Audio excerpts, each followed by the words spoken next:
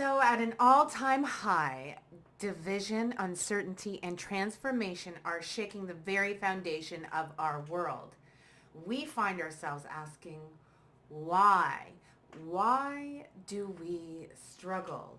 Why do we feel disconnected from ourselves, from others, from the world around us? Why do we struggle to accept others? Why do we fear differences? And most importantly, how do we heal? What if the answers don't lie in changing the world around, the world that's outside of us, but in transforming the world within? We live in an era of globalization, rapid change, and deep division. Some believe that we are moving toward a unified world, while others fear the loss of individuality and freedom. But what if the real question isn't as much about control versus chaos as it actually is more about consciousness? Today, we're diving deep into the nature of consciousness, self-integration, and the path of unity. We'll explore how teachings from the Law of One, A Course in Miracles, and Dr. Gary, psychologist Dr. Gary Flint offers profound insights into what it actually means to become whole within ourselves so that we can move towards true unity with others.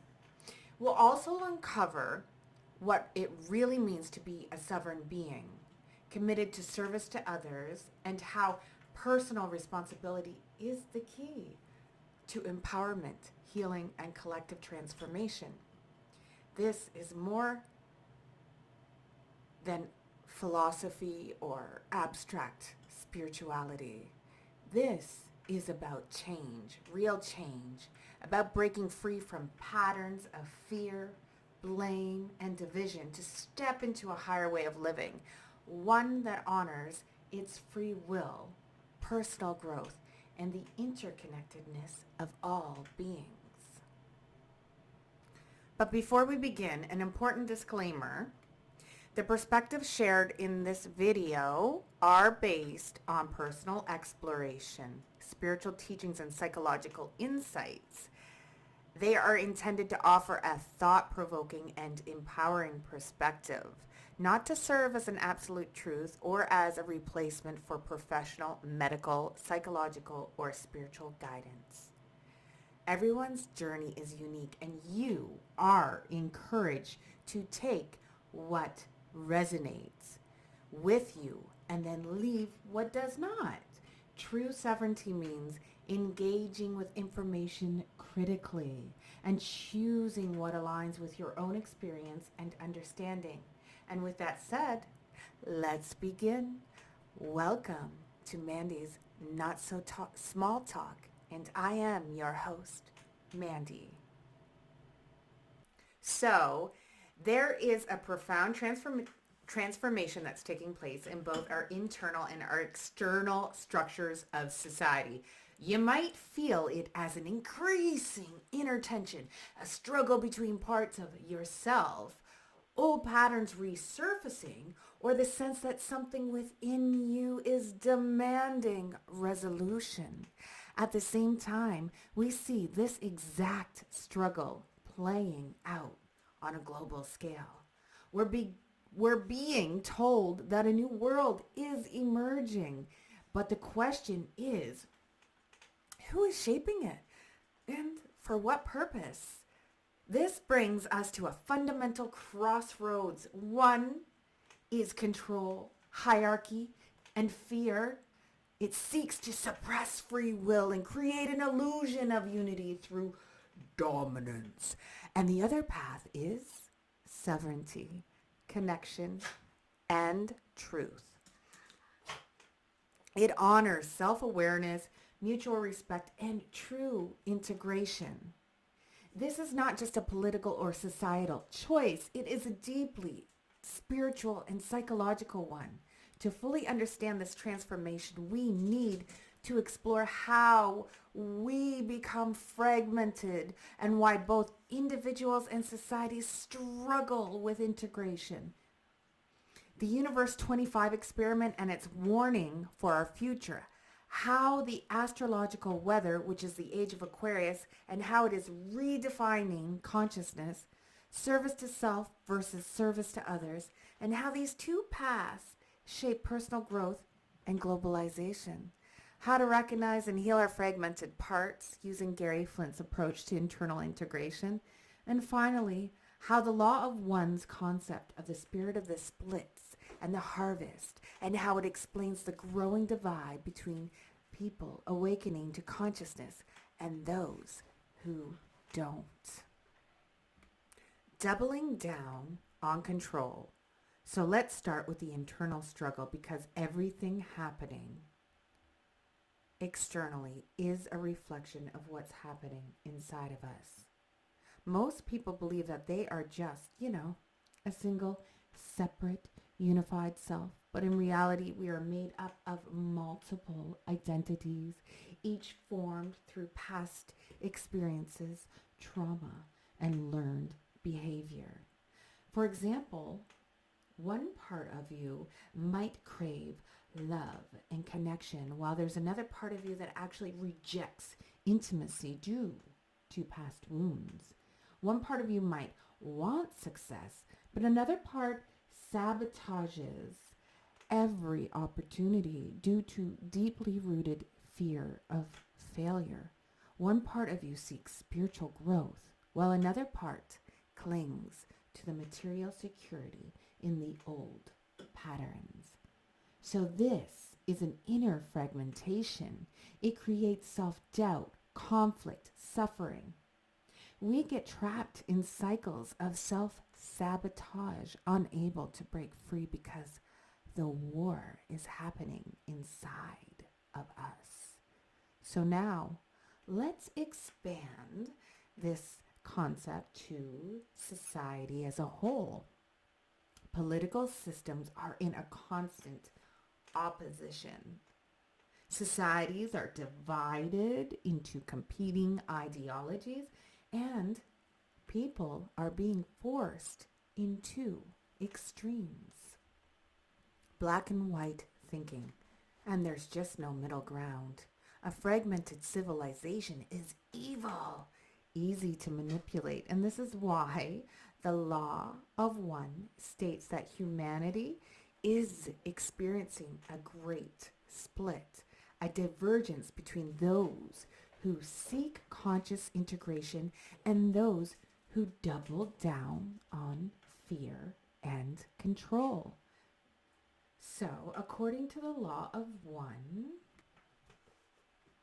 the earth is undergoing what is known as the harvest, a spiritual sorting process where individuals align with one of three paths.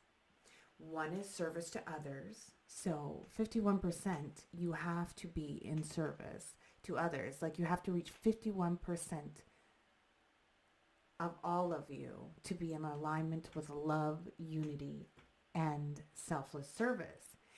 These individuals choose integration, consciousness, and cooperation. They seek to uplift others rather than dominate them.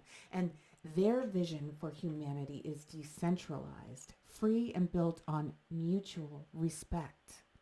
Examples of service to others would be a leader who empowers people rather than controlling them. A teacher who genuinely cares about the student's growth rather than just enforcing rules. Or a business owner who prioritizes fair wages and ethical practices over profit at all costs. So a person in a relationship who communicates openly rather than using manipulation. And then the second path that they refer to is service to self. Now this one For them to graduate in the service to self evolution, they have to have 95% of themselves in alignment with control and power and self-interest. So service to others, they need 51% of their personal alignment in service to others in order to graduate, versus service to self, where they actually have to have 95% of them dedicated to service to self. So it's a lot harder if you're on the service to self path to graduate versus service to others path. So it's like the grade, right? You need to pass this exam. If you decide to take the path of service to others, your grade that you need to pass is 51%. If you decide to take the path of service to self, the grade that you need to pass is 95%.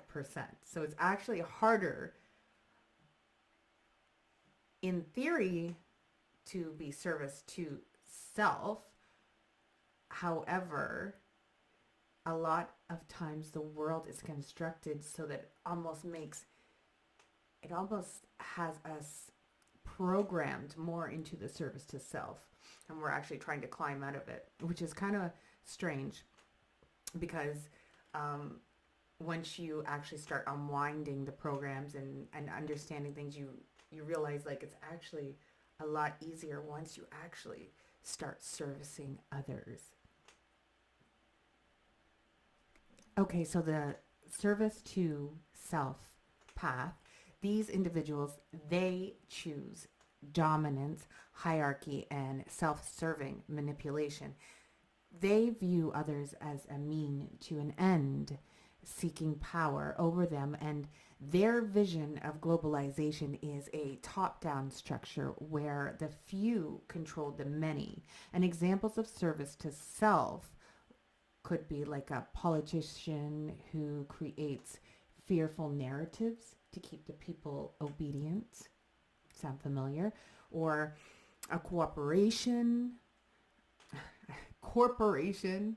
they're not a cooperation, a corporation that exploits workers and destroys the environment for profit.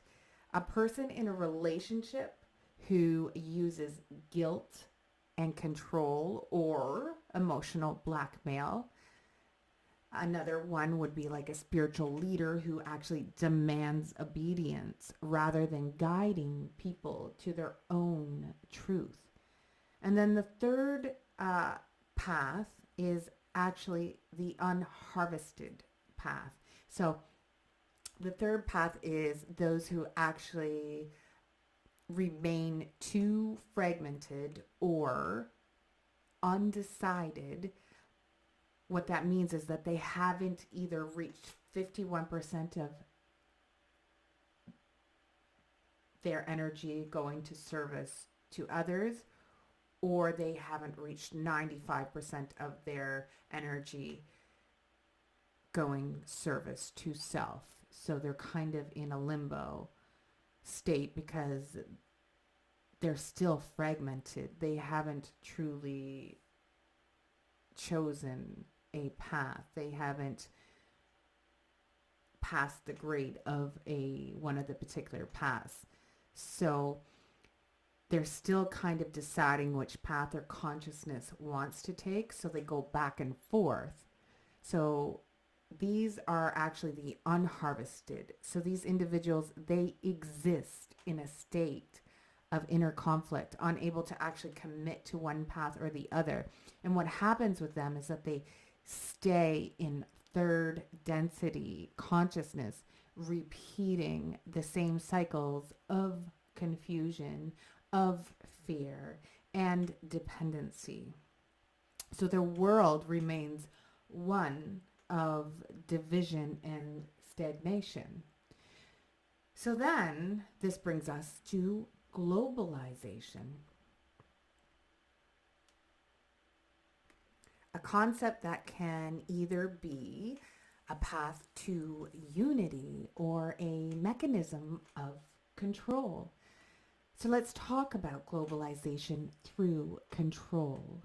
Service to self, it's based on hierarchy, centralization, and coercion.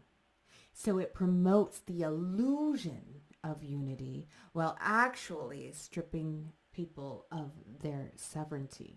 It forces people into one system, one way of thinking, and one authority.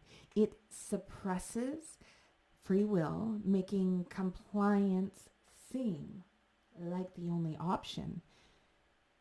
Okay, so now let's talk about globalization through consciousness, service to others. And what would that be like? So it is actually based on mutual understanding, cooperation, not corporation, cooperation this time, and free will. So it respects sovereignty, allowing people to retain their uniqueness while working together. It mirrors a fully integrated person where different parts of the self work in harmony. To achieve true unity, we must look at how integration happens within an individual. And this is where Gary Flint's work provides an invaluable framework.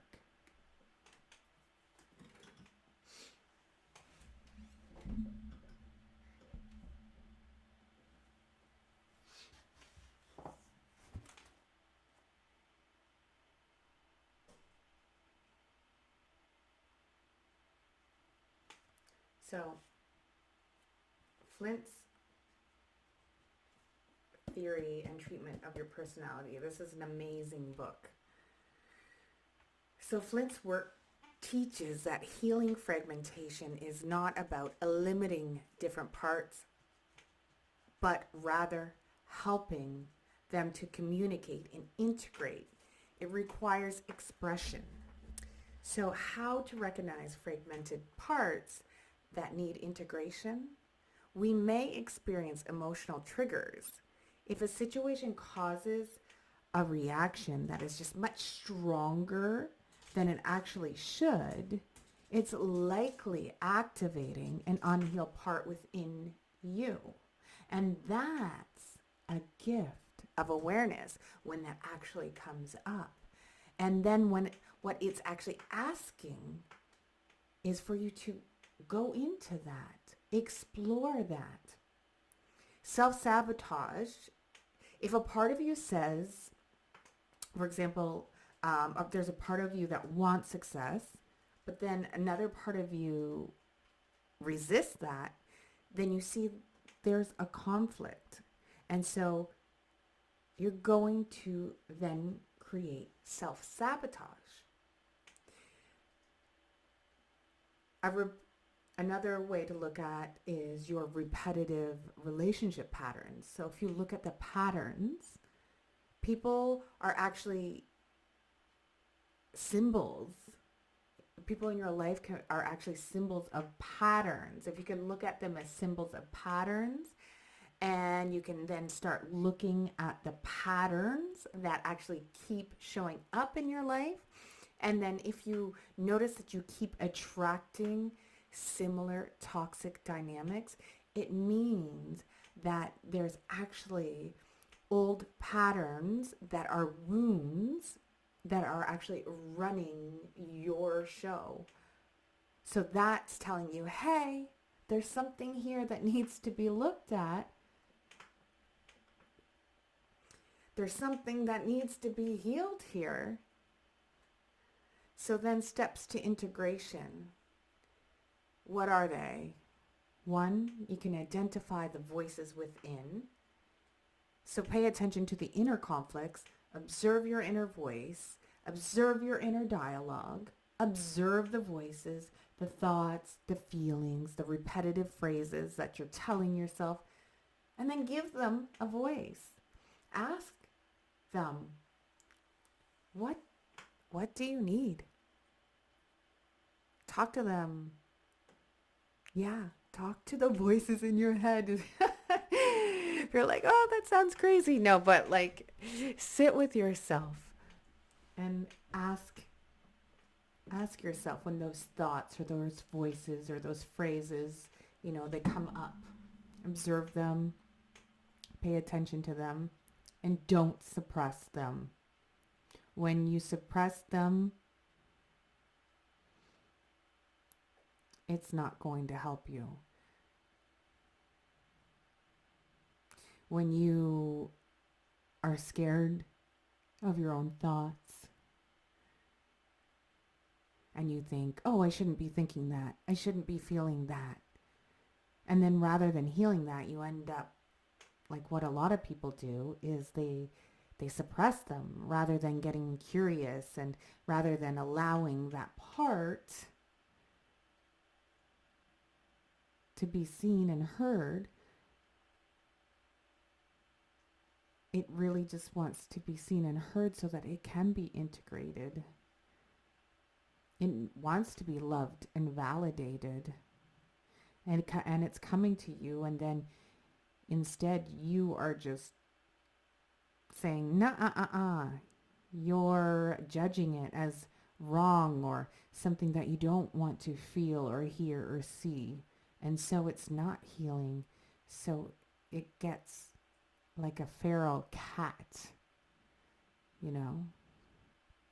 It's going to hide away into the shadows of your deep crevices of your psyche because you don't want it.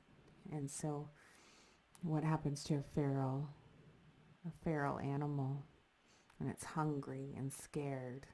It's going to eventually lash out. So when you're stuffing it down, you're just creating a very dangerous, wild animal within you that is, you think is not there, but it's really just hiding. And so it's going to come out in ways where you can feel confused when it actually comes out, because it's going to show its face when you're, in an unconscious moment, when you're triggered, or, maybe when you've had too much to drink, in some sort of altered state where you're not able to compartmentalize as well anymore. Or, there's a situation that is very similar to when you actually abolished that part of yours, and then you come into a memory trigger of when that part had been created and sliced off from your personality as part of you. And you said no, at that moment you didn't want it. So when you come into a memory of when that happened to that part, that's when that part of that personality steps in, and then it takes over. So it takes over the show rather than your main personality. And then you can almost feel like it didn't even feel like me when that was happening. And it didn't feel like you because you exiled a part of you, and that exiled part took over. So instead of being a part of your main personality, it was that exiled part took over and kicked your main personality out for a moment in time. And the reason this happens when you get triggered is because that exiled part really is asking to be healed. And then what ends up happening, though, is that part takes over. And then when the main personality comes back and shoves that exiled part away, rather than seeing and feeling and healing that exiled part, you still you're confused, you're shocked that you behaved in that certain way. You maybe feel guilty, you maybe feel ashamed. So what do? You stuff that part in an even deeper crevice, but you haven't solved anything because now that part's going to grow even bigger and more wild, waiting for its next opportunity to come out. So what it wants is for you to get to know it and what it needs. So you need to find out and sit with that part and ask it, what does it need? Negotiate and align so you can help your parts to actually work together instead of against each other, because there are going to be parts that they're scared of healing and they're scared of integration. They're scared that either they're going to maybe cause too much harm to you, or they're going to hurt somebody else, or they're going to, or they're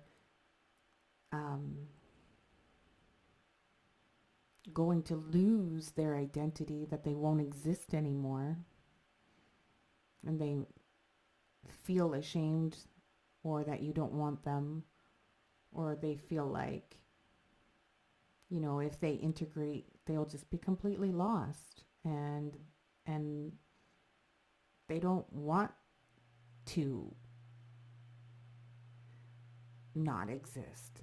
They want to exist, and they are a part of you, and they do have a purpose. And so it's, well, what is your purpose? And so that's what integration does, is it gets to know, what is the purpose that you played? You're trying to give me a benefit for some way. It was maybe trying to protect you or others. And you can dive deep into, that book, or even family, what's it called? Oh my goodness, I can't remember right now, but I think it's family systems. Yes, where it talks about parts work. So there are many different reasons, and I love that book because of like why you might have fragmented parts, many different reasons. And I love this book because it actually goes into the many possibilities of why many different parts of us might actually be fearful of the healing, of integrating within the one personality into a whole personality. And integration, it actually brings inner peace and clarity, just as true globalization must honor sovereignty and free will. You see, what Dr. Gary Flint, he has to have each of those sub-personalities agree and willfully join the personality. It can't be tricked or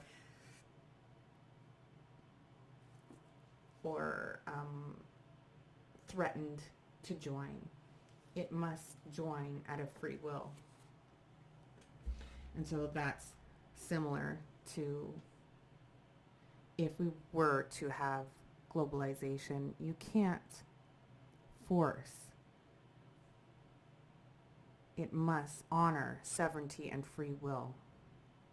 So every choice we make determines which path that we align with. Will we integrate or remain fragmented? Will we evolve through consciousness and free will, or will we be manipulated through fear and control? The Age of Aquarius, the Law of One, and Flint's work all points towards one truth. True unity comes from within. In the Law of One, the harvest is described as a period where souls are evaluated based on their level of consciousness and polarization, either towards service to others or service to self. So this determines their readiness to ascend to a higher density of existence. And according to Ra, this is just one of the first of books of the Ra material. So according to Ra, the being channeled in the law of one, Earth is transitioning from a third density consciousness, which is ego separation and a control based reality, into a fourth density consciousness, which is unity, love, and expanded awareness. However, not everyone will transition at the same time, and the harvest determines who is ready for the shift and who will remain in third density or move into a separate service to self timeline. So, how the harvest works is that at the time of the harvest, every soul is ascended based on its energetic orientation, specifically how much it has polarized toward one of the two main paths. So, service to others, like I said, is 51% or more aligned with love and unity. So, people on this path, they embody compassion, free will, conscious cooperation, and they naturally uplift others without seeking personal gain. They recognize unity consciousness and that all beings are part of the same divine source. They pass the harvest and transition into fourth density positive reality, which is a world built on cooperation, respect, and expanded perception. The service to self path, they have to have a 95% or more aligned with power and control. So these individuals, they're extremely self-serving, manipulative, and controlling. They do not care about the free will of others unless it serves their own agenda. They built hierarchies of control, forcing submission rather than cooperation. They also pass a harvest, but they'll go into a fourth density of a negative reality where the power dynamics continue on a more intensified level. And then we also have the unharvested, those who will remain in third density.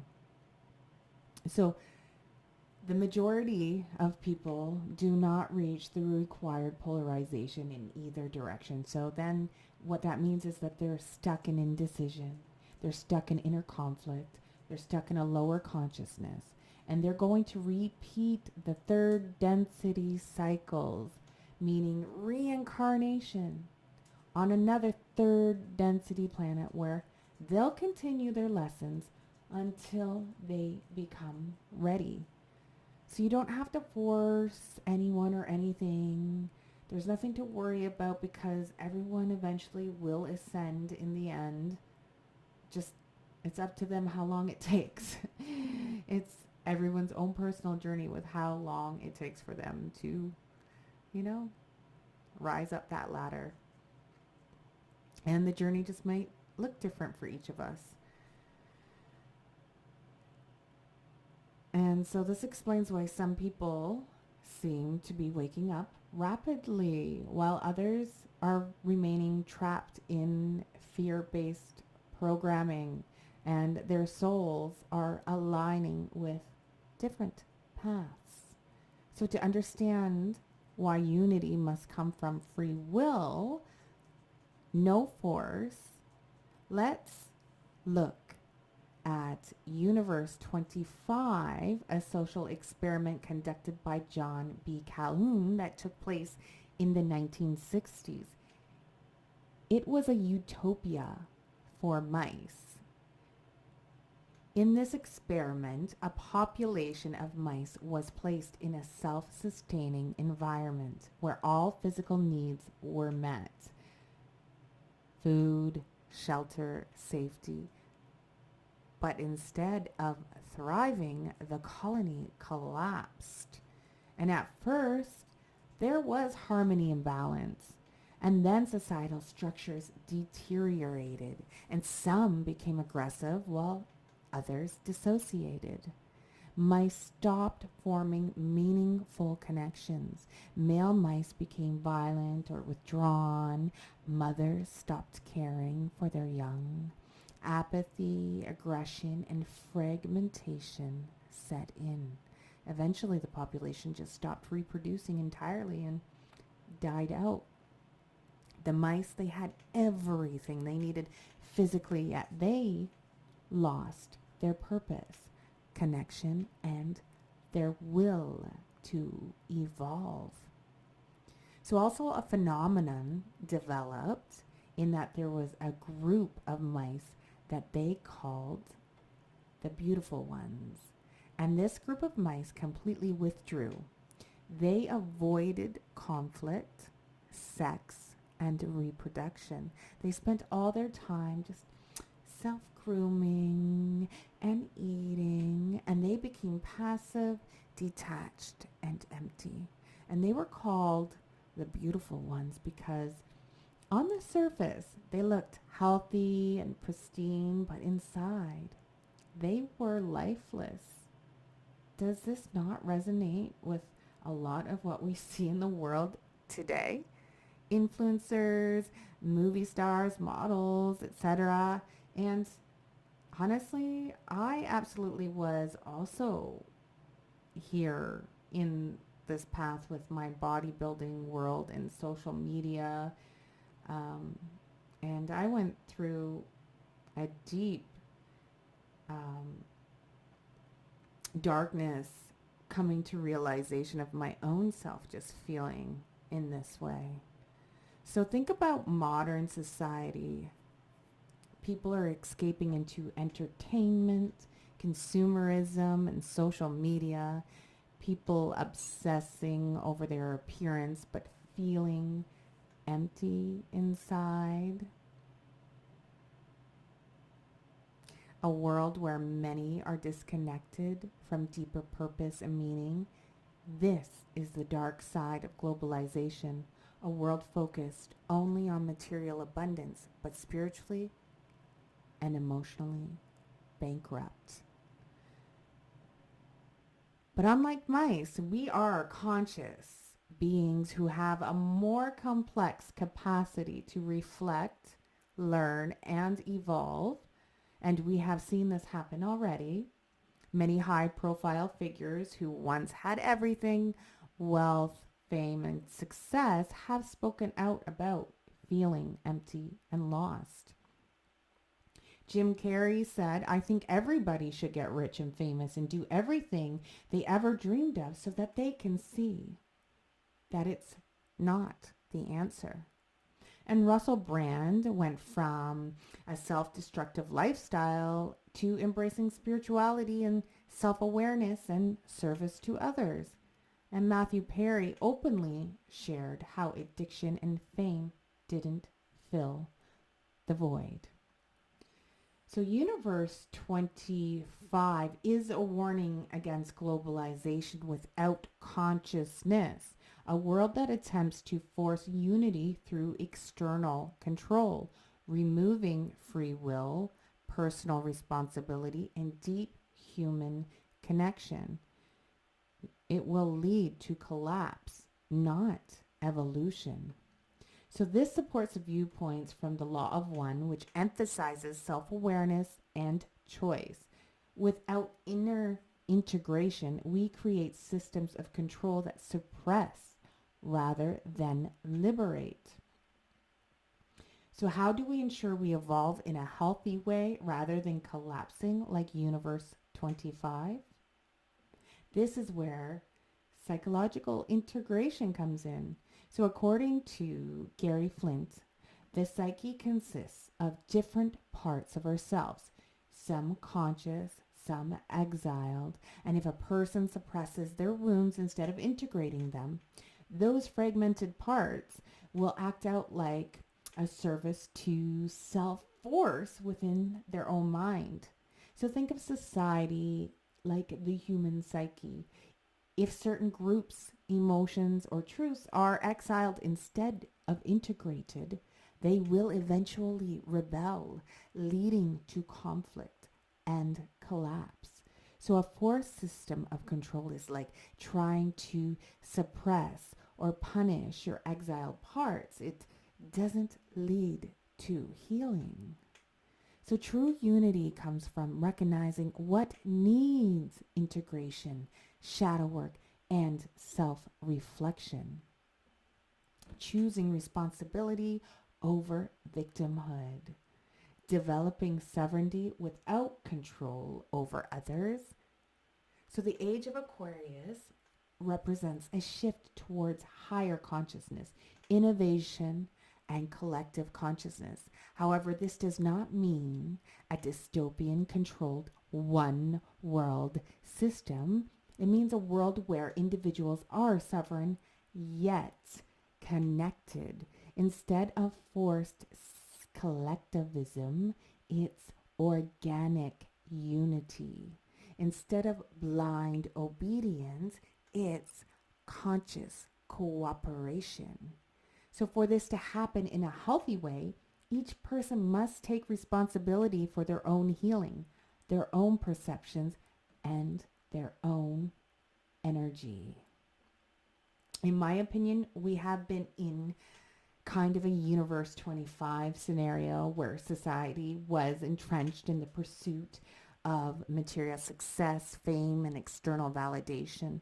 The shift of transits from Pluto and Capricorn and now going and has gone into Aquarius represents that era perfectly. Capricorn being the sign of structure, authority, and ambition, and Pluto, the planet of transformation, pushing for deep changes in these structures. Over the past years, we've seen the breakdown of traditional systems, whether it's traditional models of success, societal expectations around fame, or the very structures that told us that these things are what give us meaning and fulfillment. So during the Pluto Capricorn era, many people chased fame, fortune, and external achievements, believing that these would fulfill them, only to find out that, like the mice in Universe 25, something was deeply missing. This period showed us that even when we have it all, if we don't have a sense of purpose, connection, and true self awareness, we are left with emptiness. The public figures we've witnessed fall from grace, like Matthew Perry and others, show us that the devastating costs of this pursuit. Their struggles reflect how fame, power, and wealth, without a deeper sense of purpose, can lead to self destruction. So now, as Pluto moves into Aquarius, we're in the midst of a profound collective awakening. Aquarius is the sign of innovation, freedom, individuality, and community. The shift into Aquarius signals a movement away from the external materialist measures of success and towards something much deeper and more expansive, authentic connection, self empowerment, and the recognition that true value doesn't come from what we have, but from who we are and how we contribute to the collective consciousness. It's a time to move away from ego driven pursuits towards a more heart centered and soul driven existence. We are seeing more people waking up from the illusion that fame or material wealth will provide fulfillment.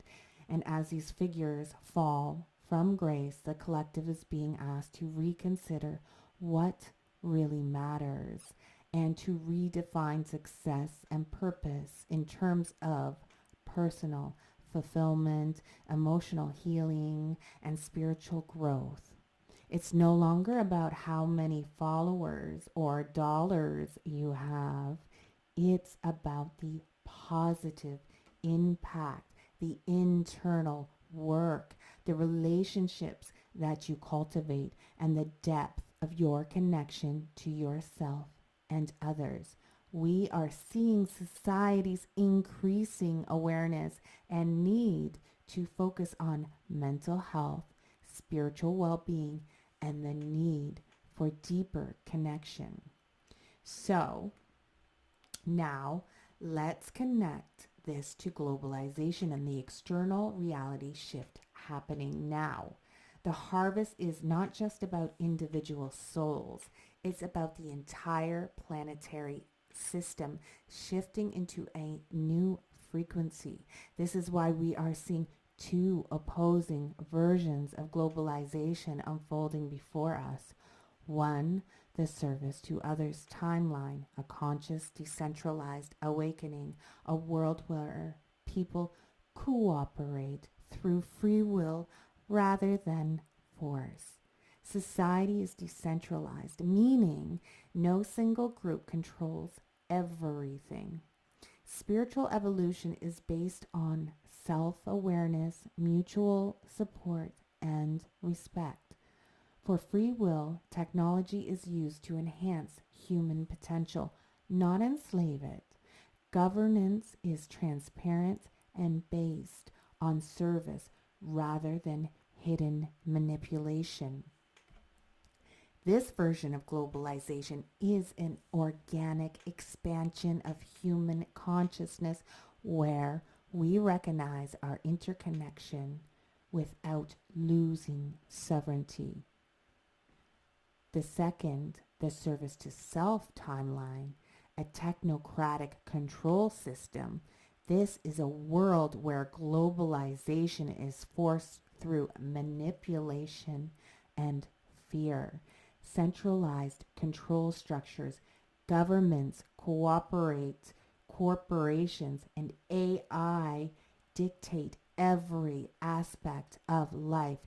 People are encouraged to give up their sovereignty in exchange for safety and convenience. Social engineering is used to eliminate individuality, making people obedient parts of a controlled system.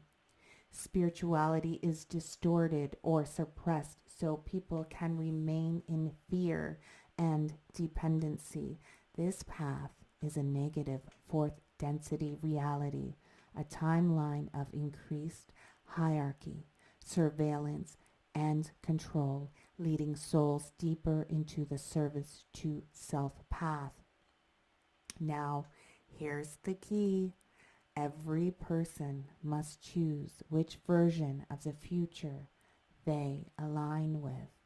The choice is made not by words, but by actions, intentions, and alignment of the heart, which brings us to how to prepare for the harvest and align with 4D service to others.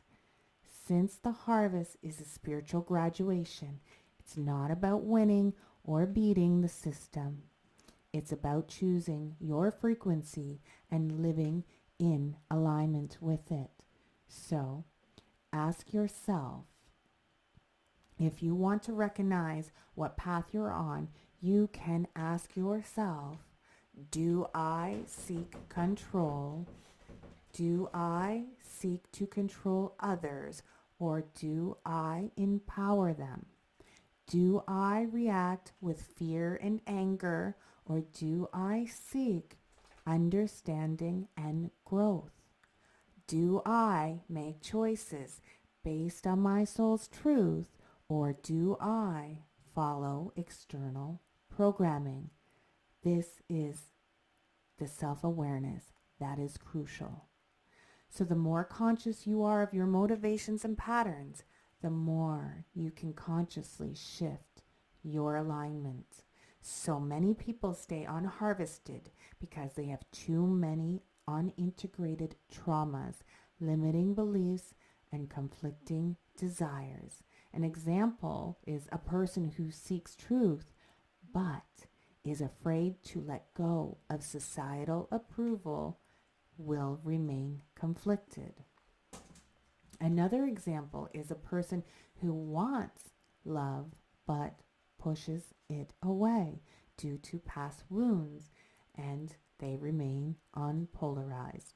Healing is the key. Integration, shadow work, and self awareness allow you to align with your truest frequency. So, freeing yourself from service to self influence. The service to self influence is a control system. It relies on fear, deception, and dependence. To move into the service to others path, you must stop feeding into fear based narratives that seek to lower your frequency. Detach from systems that try to control you. This includes toxic relationships, manipulative authority figures, and ideologies that enforce obedience. Trust your intuition over external programming. Living in service to others but without self sacrifice. Many people misunderstand service to others and think it means being a martyr or allowing themselves to be exploited. I've had a lot of lessons in this area. True service to others means honoring your own free will first. You cannot serve others if you are depleted. Empowering others rather than rescuing them. Creating solutions rather than focusing on problems. Living authentically and in alignment with love, even when it's unpopular.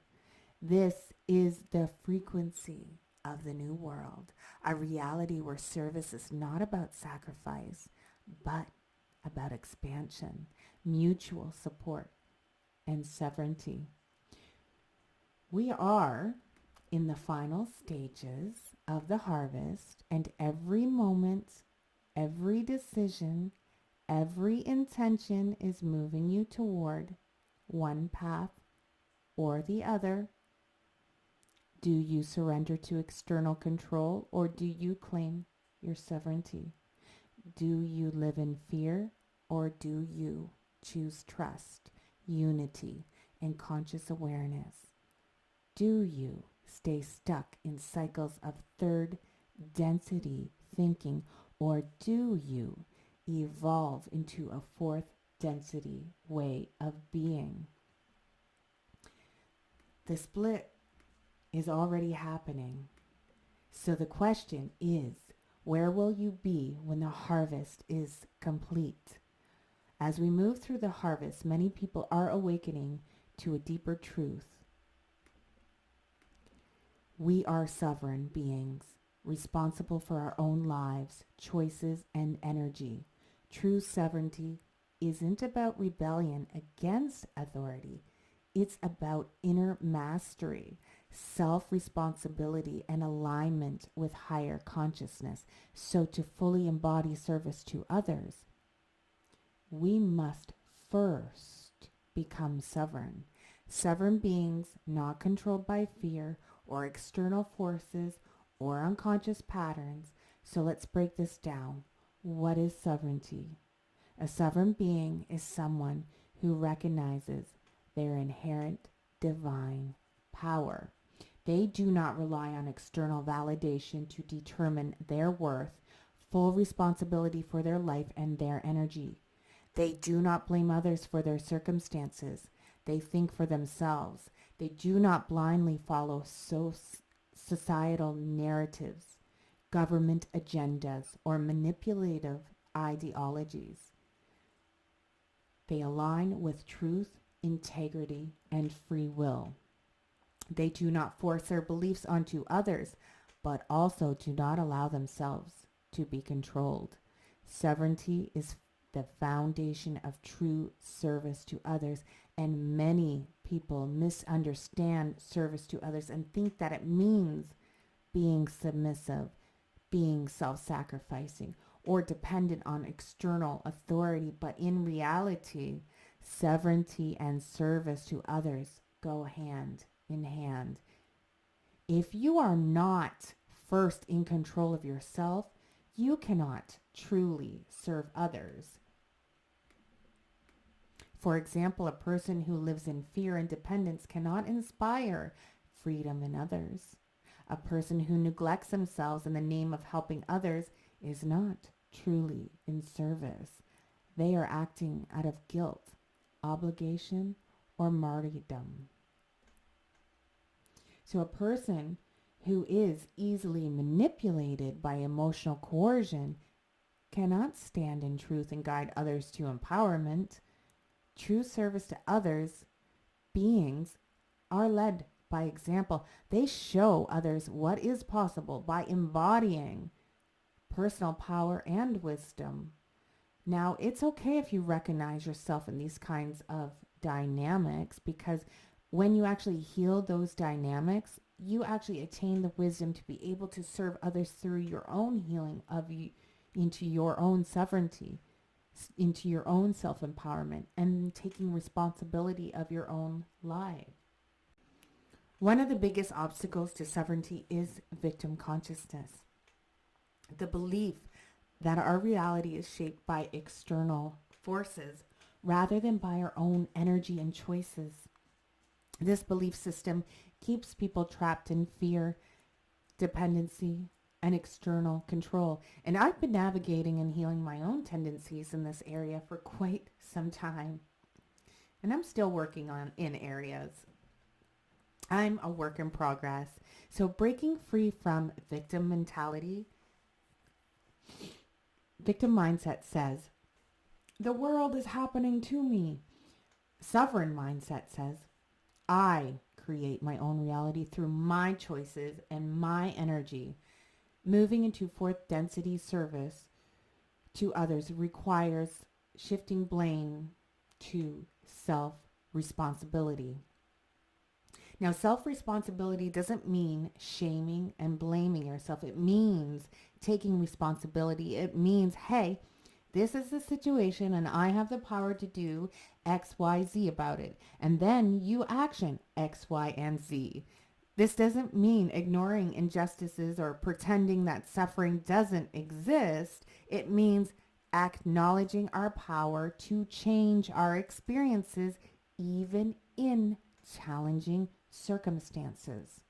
So to become truly sovereign, ask yourself, where am I giving my power away to relationships, governments, media institutions, fears, old traumas, and what unconscious beliefs are running my life? Am I making choices from fear or from love? That's a question I continuously ask myself as I go through making decisions. Do I take full responsibility for my thoughts, my emotions, and my actions? So by taking ownership of our inner world, we break free from control structures and fear-based realities. When we heal and integrate ourselves, we become pillars of stability and truth for others. By embodying truth and integrity, we serve others. When you live authentically, you inspire others to do the same. So by creating from love and not fear, whether it's your work, your relationships, or how you interact with strangers, your frequency influences the collective. By refusing to participate in systems of control, every time you choose freedom over fear, you help shift the collective consciousness towards freedom. By empowering others instead of saving them, true service is not about rescuing people, but about helping them to actually reclaim their own power. And an example is that instead of just giving someone all the answers, you actually help them find their own strength by leading them to find their own answers.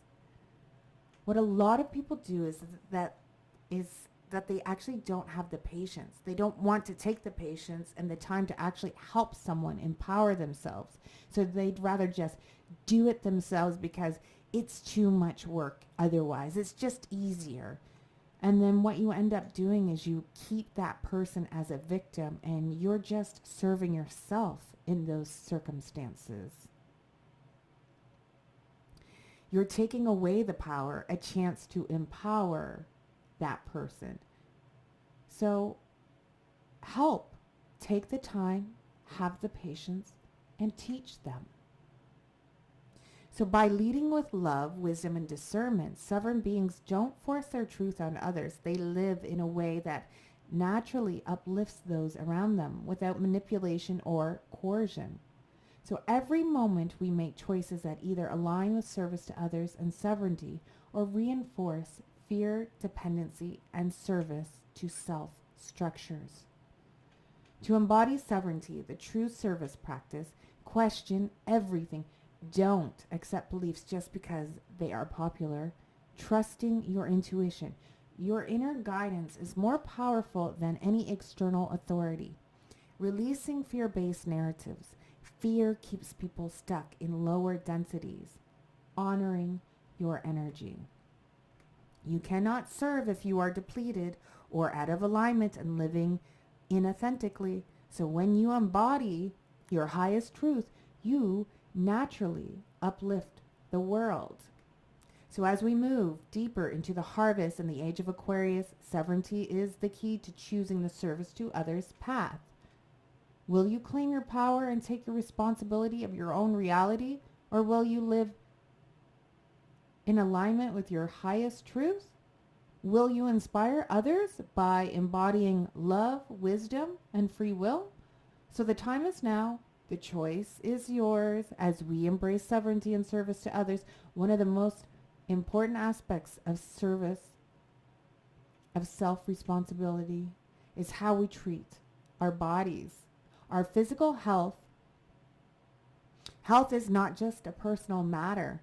It directly affects our ability to serve, to uplift, and to contribute to the collective consciousness.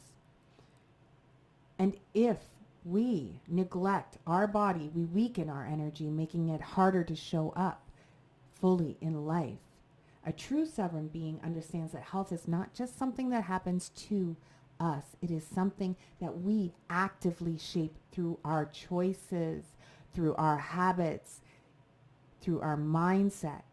Many people are conditioned to believe that their health is actually out of their control, and it's dictated by genetics and external circumstances or the medical system.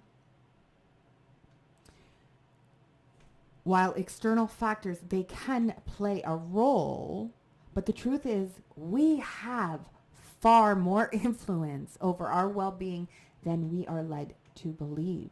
The victim mindset around health is, I can't help that I feel this way. It runs in the family. I don't have time to take care of myself. It's too hard to eat healthy or exercise. The government pharmaceutical companies are keeping us sick. There's nothing I can do. These beliefs keep people stuck in dependency and give their power away. Sovereignty means recognizing that your body is yours. It's your responsibility, no one else's. So what does taking full responsibility actually look like? Learning what your body actually needs instead of following mainstream narratives about health. You listen to your own body's wisdom. You study your nutrition, your movement, and wellness from a place of curiosity rather than just blindly following trends. And you honor your body through proper nourishment. So instead of eating based on convenience, emotional cravings, or addictive patterns, you choose foods that truly support your vitality. You recognize the difference between nourishment and numbing. You acknowledge when you're eating to escape discomfort rather than to fuel your life force energy. You prioritize movement and physical activity. You stop seeing movement as a chore and you recognize it as a form of self-respect. You choose physical activities that bring you joy, make you feel alive, strong, and connected to your body. And that might be a journey at first, because at first it's going to be quite uncomfortable.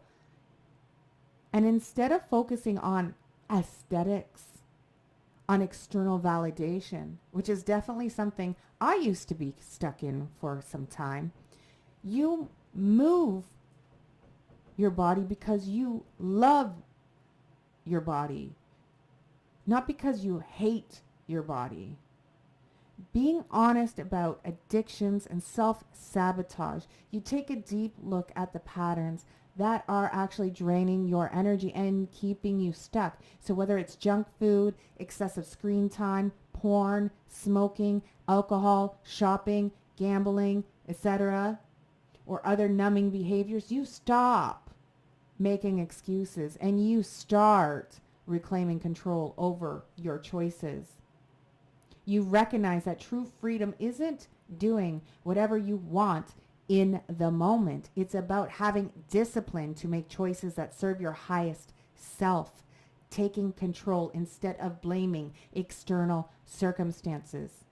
Instead of blaming the food industry, the pharmaceutical industry, or societal conditions, you are your power.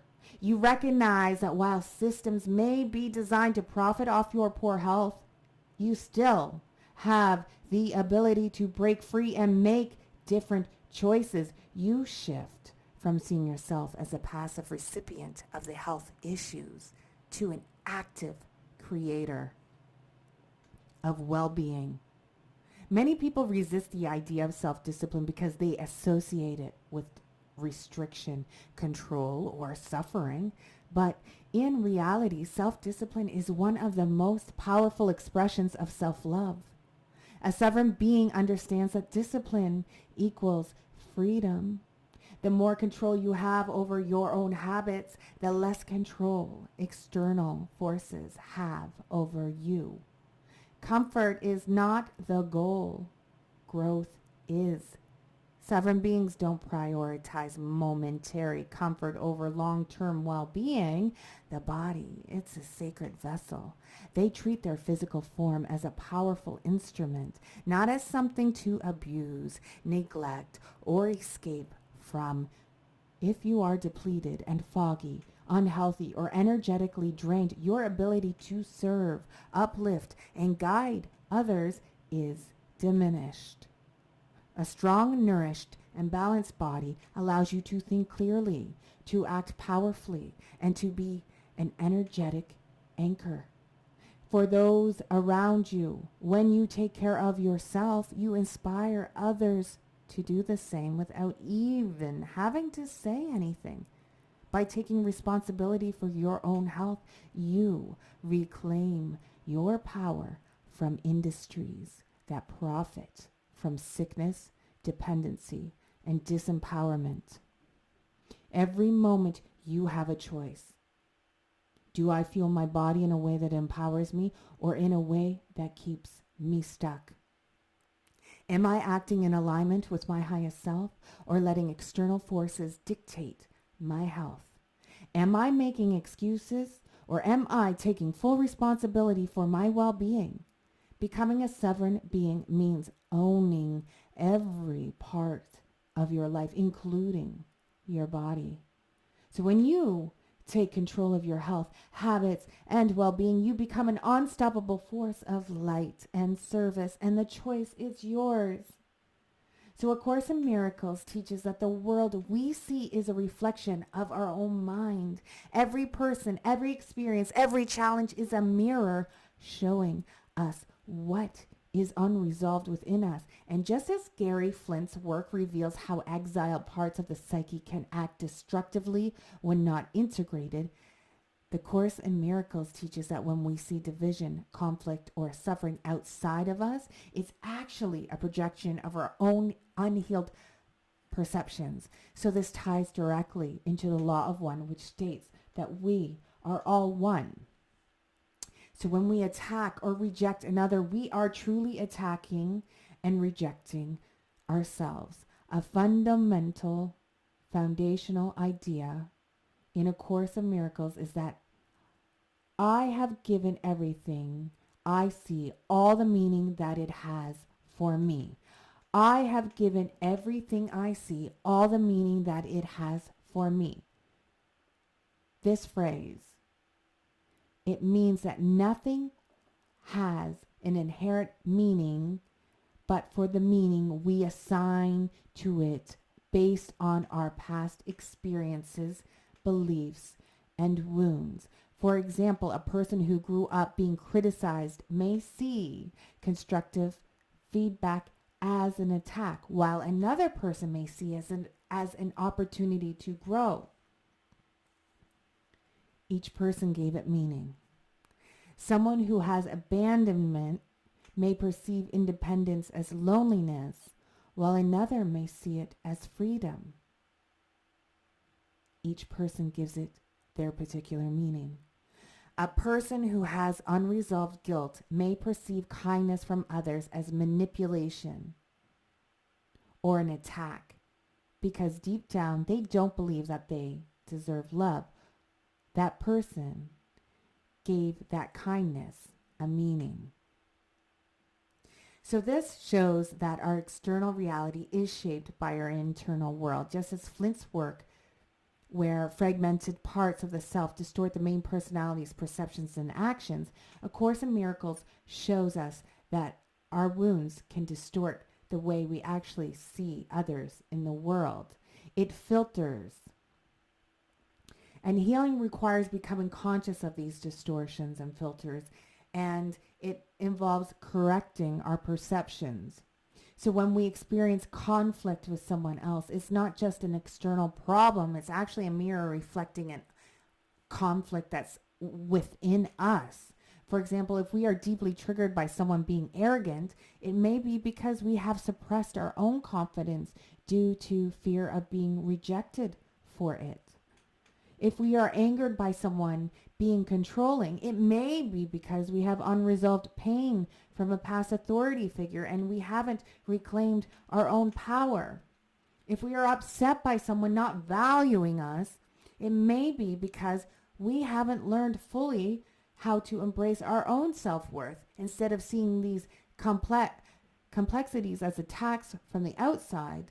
A Course in Miracles, it invites us to see them as invitations to heal and to integrate, to see what energies we need to integrate within ourselves. And just like Flint's model, where an exiled part may lash out because it's unhealed, the external world lashes out at us in ways that mirror the unhealed parts of our mind.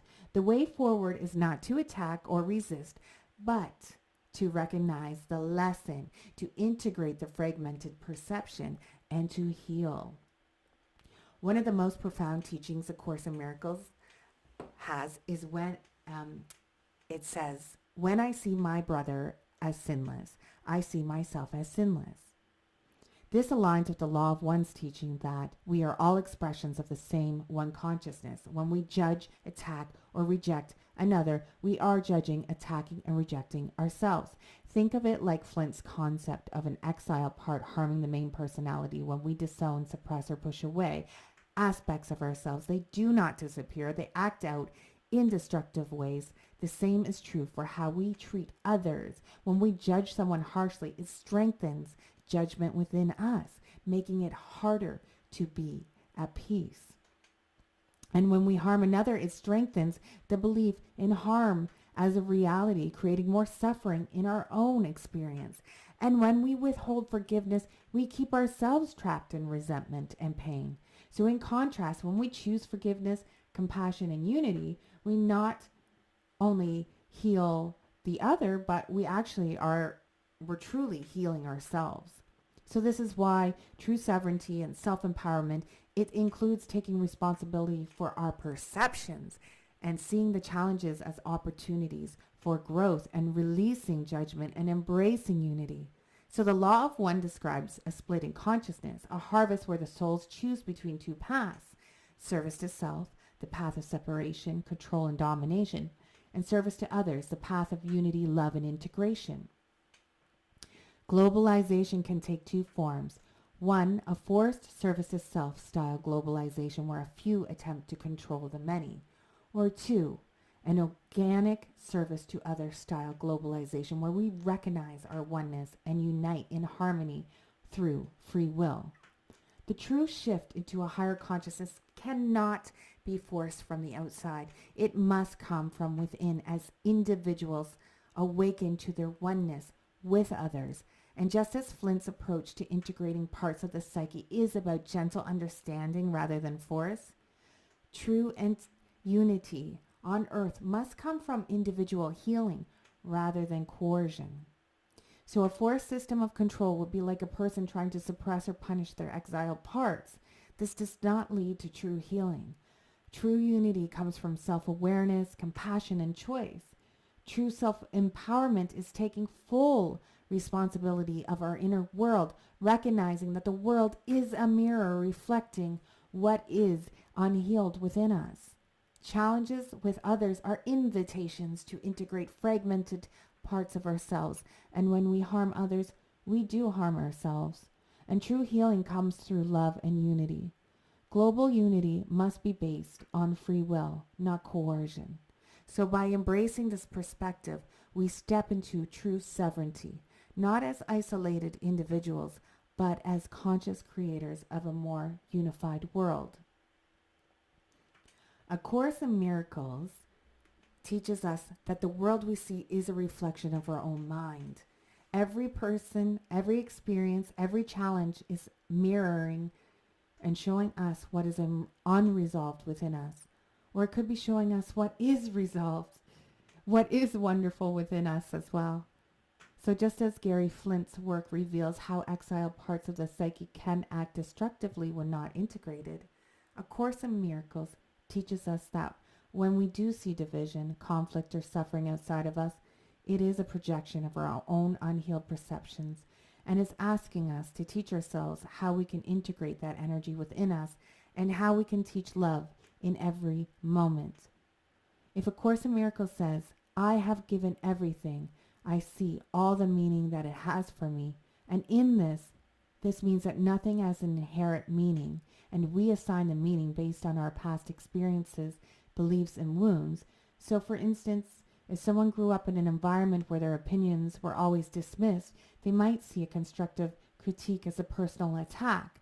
To them, the feedback becomes a reinforcement of the old wounds of not being heard, even if the intention of the speaker is to help them improve. So the meaning is not inherent in the feedback, but instead in the emotionally charged meaning the person itself assigns based on past experiences. So similarly, if someone has experienced abandonment, they may perceive any form of independence or solitude as a rejection instead of recognizing it as a healthy boundary or self-empowerment. Their unresolved experiences of loss influence it's the lens through which they interpret the world. So the meaning they assign to their experience is rooted in the past and not the present reality. So this highlights a fundamental truth. The external world is a mirror reflecting our internal world. If we perceive something as threatening, harmful, or negative, it's an invitation to look within and see where we might be holding on to unresolved beliefs, wounds, or fears. This process of reevaluating the meaning we give to events and people allows us to shift our perception and then start the healing process.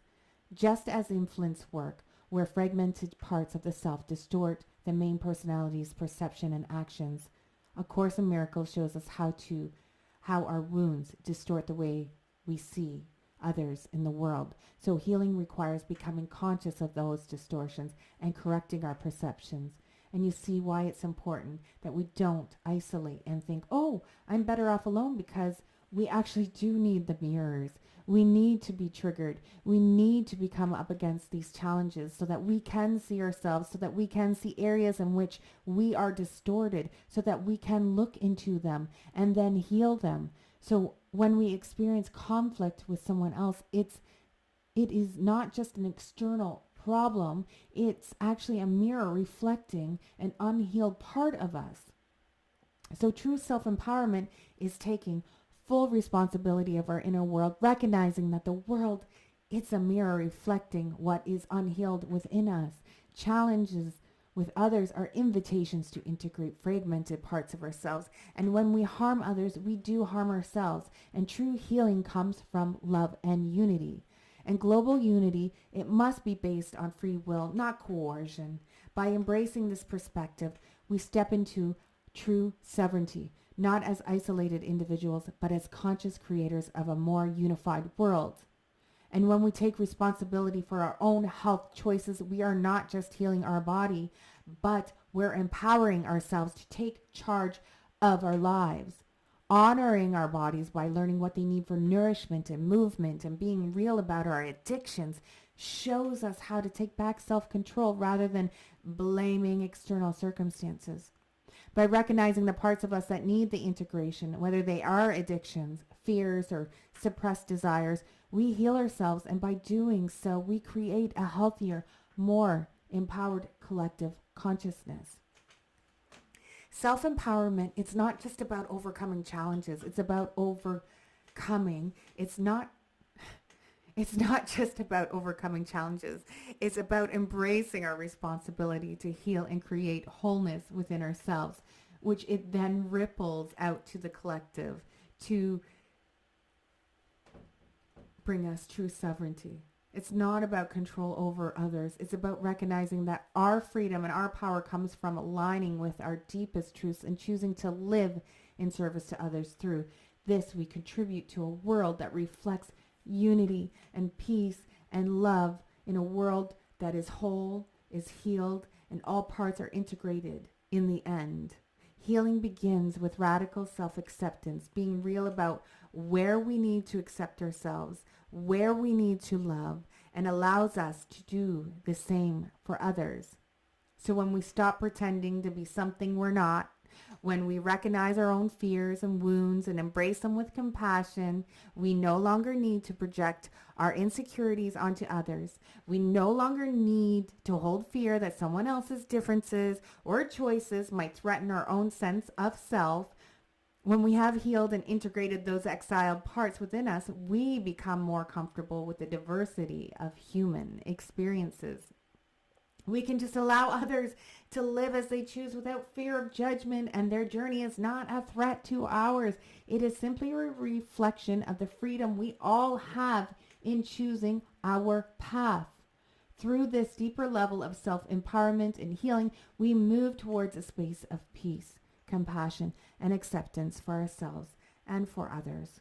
And we recognize that we are all part of a greater whole, interconnected, that our differences do not divide us, they enrich us. I encourage you to take a moment today to look within and see where you can love yourself more and begin to embrace the parts of you that you've ignored or rejected. Doing this will create a ripple effect where you start to see others with more compassion and acceptance, and your world, it will become more peaceful. It will become a more united place. And if this video resonated with you, please, I invite you, hit that like button, hit that subscribe button, and then comment below, because it really helps me and the channel grow. I would love to hear your thoughts, your experiences, or any questions that you might have. So let's continue this conversation and support each other on this journey towards unity and healing. And thank you. Thank you for being here. And give me your favorite emoji below. I'd love that.